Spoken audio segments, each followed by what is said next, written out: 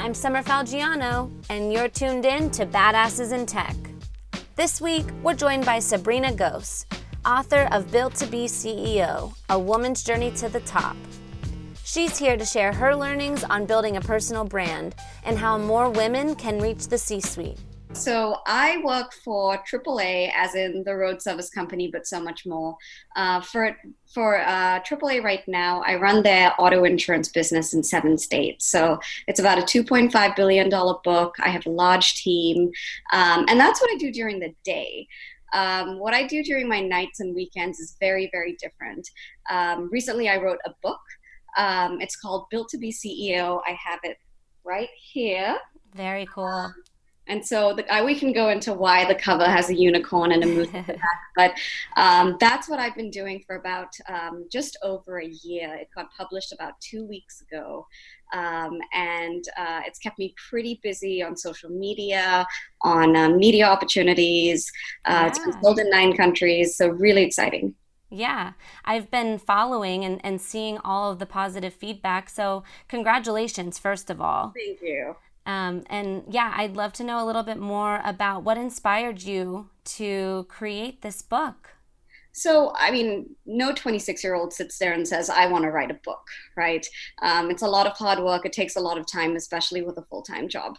But I had this fantastic job, and it was working for the CEO of AAA as his chief of staff. And you learn something new every day. So I started writing all of this advice down and digging into some of the research that was behind that advice. And then as it came together, it formed a story. I glued things together with my opinions, and it became a book. Awesome. So what would you say, what are the key pieces of advice, if you can distill the whole book down into maybe 3 of your most favorite learnings during your time working as chief of staff? Yeah, I think the way I would put it is that time is your MVP. It's your most valuable player. Everyone has 24 hours in a day. Time really is an equalizer. Everyone is born into a different socioeconomic background, into different demographics, but time is really your equalizer. So my advice is to start your career planning early. That's the first thing. The second is that if you look around, the world is built up of about 50% women. If you look at the Fortune 500 companies, only 5% are CEOs that are women. So that discrepancy is another one that you should take away from this book. It's that we really need more women in leadership positions in the pipeline. We need more women who want to say, I want to be CEO in the future. And I think the third thing is that you haven't come this far just to come this far. That's a quote that I use in the introduction at the end of the book. Whatever you've done until now, you can do more. And this book, you know, the title says it all. You're built to be CEO. Yeah, I feel like there's so much to unpack there. And just on that last bit about you didn't come this far to come this far. Speaking of books, I'm an avid reader, and I just finished reading this book. It's called How Women Rise. Mm-hmm. And it's all about exactly that. What got you to this point may not be what's going to get you to that next phase. Mm-hmm. So would you say that you agree with that, or what's your thoughts on kind of that direction? I mean, I do agree with that in most situations. I think you can analyze it in 2 ways, right? One is what's worked for the women who are Fortune 500 CEOs right now, the 5%. And then what can we do for ourselves in the future that isn't so formulaic, right? That leaves it a little more free for us to experiment. And the book really dives into a lot of things that work against you. So it starts off with just learn about the things that are working against you, these invisible force fields that Hollywood. One fact that I highlight in the book is that 1 in 5 people in a crowd shot are women, less than 1 in 5. So women really aren't seen, even in crowd shots, and that works against you. The three words in CEO, Chief Executive Officer, all have male connotations. There are many excuses that you can use. There's one chapter that's just full of, it's called your list of excuses. And then it goes into, the second half of the book goes into what you need to become CEO. And the first is this resume builder, which is knowledge of corporate finance. Another is personality traits, not necessarily types. Yeah. Another is supporters. So there's a difference between mentors, sponsors, and your friends, your circle of friends. And then the last thing is the cherry on top. It's your unique personal brand. Mm-hmm. And how would you encourage somebody who's just starting out, a woman especially, obviously, who may not really understand their strengths and has a goal, has a dream, but doesn't really quite understand how to get there? What advice would you give somebody in that situation? Well, I think that's a great question, and that's the final chapter in the book. It's now you've read a lot about what's working against you and what you need. The final chapter is building your path, and there are three sort of questions I highlight. The first is, how much are you going to weigh education versus experience? And the second is, when do you want to be CEO? So how do you plan to get there? And the third is, how do I use all of these qualities in order to get there? It's less formulaic, and it all depends on you answering these questions. And what about the CEO that you worked with that you admired the most? Because obviously the fact that you wrote a book about what you learned clearly left a huge impact on you. So I truly respect leaders who obviously are able to do that. So I'd love to learn more about that individual. Absolutely. His name is Tim Condon. He runs AAA in 7 states. I worked for him directly for 2.5 years, and he taught me what our inside joke is, that he taught me everything that Harvard didn't teach me. I very much a mentor to anyone that's looking to grow their career or has the drive to become a CEO in the future. He has not only taught me lessons, but he's given me leadership opportunities that allowed me to apply these lessons. He's also spearheaded having a majority female executive team at AAA, and I think that sets a fantastic example, especially in a company that's built in transportation or road service. To have a female executive team is fantastic. And yeah, you also brought up a really interesting point, and I love that joke, by the way. He taught you everything you didn't know at Harvard. I hear a lot, especially living in San Francisco, education versus experience. Can you go a little bit deeper into that? What would you say are some of those things that absolutely you would totally, credit Harvard for? And then what are those other maybe soft skills that you wouldn't have been able to learn in a formal education setting? Yeah, I think if you pick education, right? Yeah. And the secret of the chapter is you can't pick one. You've got to have both, but I love that. And so if you pick education, you've got to be the best of the best. So it dives into the numbers. How many CEOs in the Fortune 500 have MBAs or went to a top school? How was that treated? What is the advantage of having that name drop education or the connections while you had your education to companies that were recruiting on campus that gave you that extra benefit? If you're choosing experience, again, you've got to be the best at it. You've got to have a superlative, a best, first, biggest. And a lot of the Fortune 500 CEOs that are women currently, they chose experience. So they chose what I call the inside track, meaning they joined a company, stayed for 15 to 20 years, moved up the ranks, and then became CEO. Whereas with men, there's a mix, and obviously it's a much bigger sample size as well. Do you feel like in today's time, women will have to continue to follow that 15-year tenure to become CEO, or do you feel like maybe we'll be able to get a better break, for lack of a better word? Yeah, I think, and it's a really great question because it's, do I travel on the beaten path or do Right. something completely new? Exactly. And it's really up to you. It's really up to you to understand. Again, three questions: what do you value, education or Yeah. experience? When do you want to be CEO? And then what kind of path do you want to take to get there? I firmly believe that you don't need to stick to one path. Mm-hmm. That if you have the traits and the corporate finance experience and the marketing, the unique brand, you've got everything it takes. You're built to be CEO anyway. You've got everything it takes to take it to that next level, and you don't necessarily need to follow in the footsteps of others. Mm-hmm. Mm-hmm. Yeah, I think a lot of people need to hear that too, especially with Instagram, Facebook. I mean, it's easy to just kind of go and see what's someone else doing. Mm-hmm. Oh, that they look successful. Let me just go ahead and try to reverse engineer or follow in their footsteps. But Mm-hmm. yeah, I think what you're doing is very empowering and inspirational, and I love the fact that you're advocating for women. It's especially now in today's time, it's important. I'd love to understand. You know, you mentioned earlier you still have a day job. You're still having to a 9 to 5, and you accomplished this book. So, what do you think about you as an individual?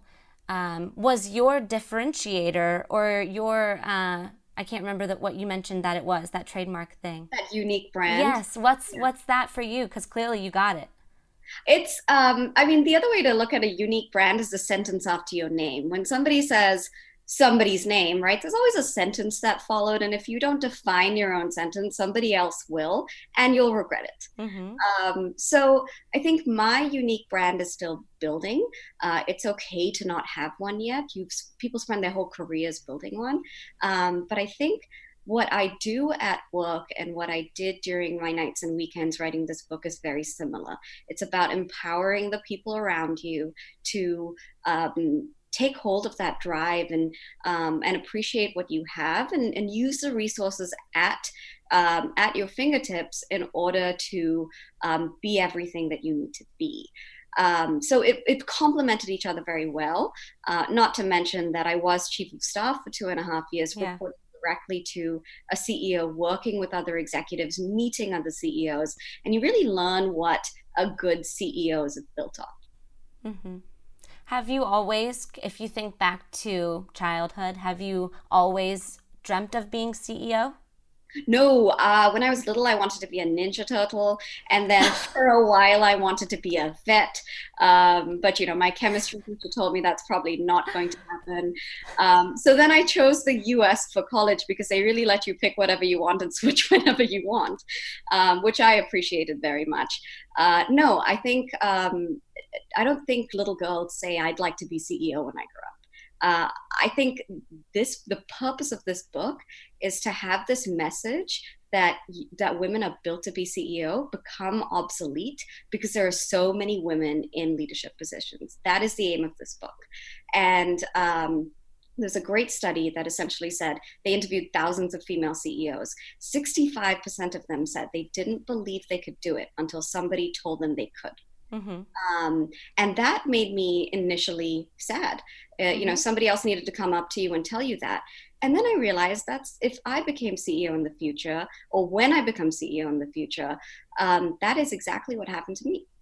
Somebody told me, and that was Tim Condon, you should be CEO. Mm-hmm.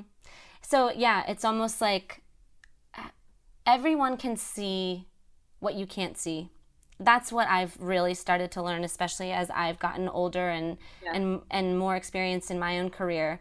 There's some insecurities that I have, and others are like, "You're so good at that," and I'm like, "Wait a second, I don't think that. But if you think that, then let's run with it." Right, exactly. So I totally agree with that. Well, so you mentioned you studied your own CEO. Were there other inspirations, or were there other people that had some sort of part Mhm. in creating this book? I'd love to learn more about that too. 5 women, 5 incredible women helped me create this book. The first is an Emmy-winning journalist, Patty Lee. She runs her own media company, helps women and really anyone build unique brands. So she taught me about that unique brand, that sentence after your name.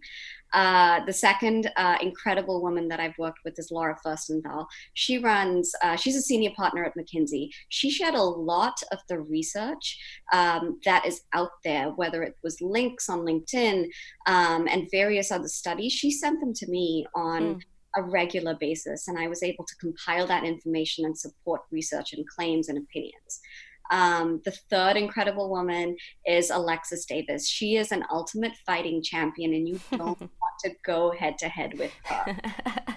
She is absolutely incredible, and she teaches you defiance and strength and fearlessness. And the fourth is Jennifer Botterill. She is a three-time Olympic gold medalist. She's got a silver medal as well in hockey. And she taught me this idea that why not me is the phrase she uses a lot. And that became a rhetorical question for me. I didn't necessarily need to answer somebody. If somebody says, you can be CEO, the answer was, why not me? And then the fifth one is my mother. She lives 10,000 miles away from me, but she supported me since I was born. She didn't go to college, and she didn't even finish high school. But she supported me through college, my taxing job, as well as writing this book. Shouts out to Mom. Absolutely. Love her. That's awesome. And so did you run into any obstacles or any surprising challenges during the creation of this book? And plenty of obstacles. I think the obvious ones are just the time crunch, right? You don't have the time, but you've got to finish it.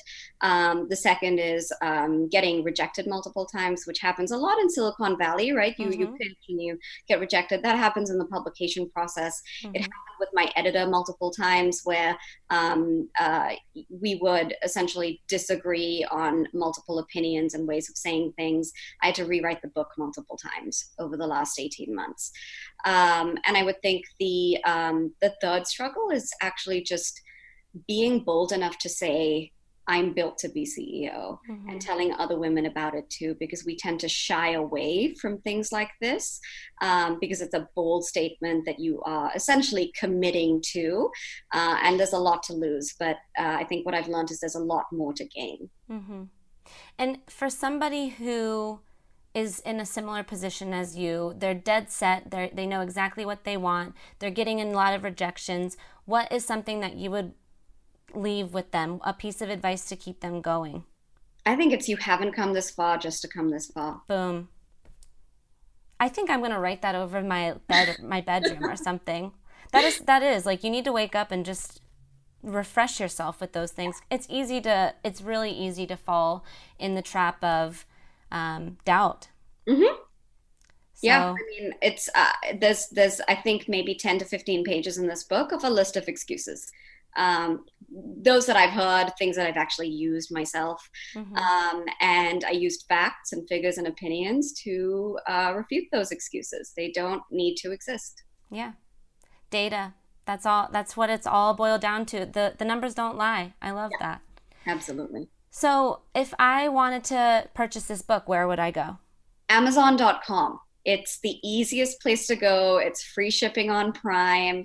It's $11.99 right now. So Amazon.com, super easy. Perfect. To be CEO. And it's right around summer reading time, perfect time for maybe grabbing a gift for a mentor, somebody that you mentor. I know you mentioned that earlier. So yeah, we did get a huge push around graduation season of people buying two, one for themselves and one for somebody that just graduated from high school, college, or their master's degree. Well, I'm definitely going to get a copy for sure. Oh, thank you. For sure.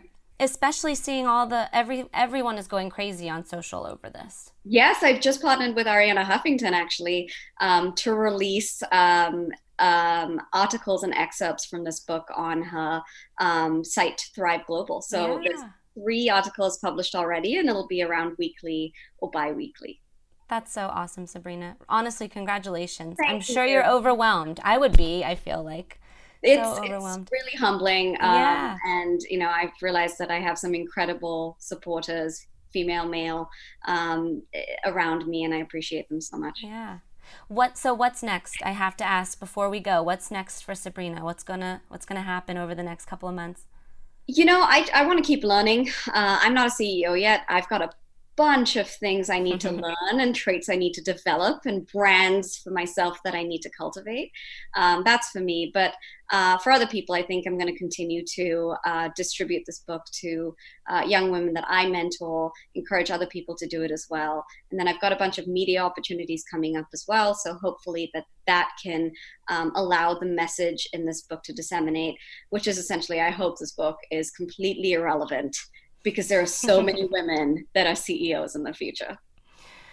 Okay, one last thing. I want to hear about the cover. You mentioned at the beginning the unicorn. Yes, so this is the cover. It says "Built to be CEO: A Woman's Journey to the Top," and the story behind that was the typical male CEO is 6 foot something, low voice, sturdy posture, kind of scary to anyone that isn't prepared to meet them. That's kind of like a North American moose. It's around the same thing. So you've got the shadow in the background. And when I ran, I just noticed that. Yeah, you're not supposed to. You're supposed to dig into it. It's wow. kind of a background thing. And when I introduced that metaphor to one of my mentors, Laura Furstenthal at McKinsey, she said, well, that makes female CEOs unicorns, not in a rainbows and sparkles kind of way, but in a female CEOs are special. And this book is aimed at young women, and so the cover's bright, it's full of energy, and it's got my favorite colors on it too. I love that. And honestly, I had no idea about the moose until you pointed that out. So that alone is just like artistic genius. Whoever designed the cover, Marcela Murillo. Shouts out. Incredible. Shout out to her. It was such a fantastic process with mood boards and designs working with her. If anybody's writing a book or needs a designer, contact me and I'll get you in touch with her. Awesome. Sabrina, congratulations again. It's been such an honor talking with you. It's been so inspiring. And I hope you enjoyed it. I hope you had fun speaking with us on Badasses in Tech. Love it. Thank you so much for having me. This was an honor. Thanks for listening to today's episode. To hear more, check out our website, badassesintech.com, and join our community. We're also on Apple Podcasts, Spotify, and SoundCloud. So follow us and tune in next week. That about sums it up. I'm Summer Falgiano, and this is Badasses in Tech.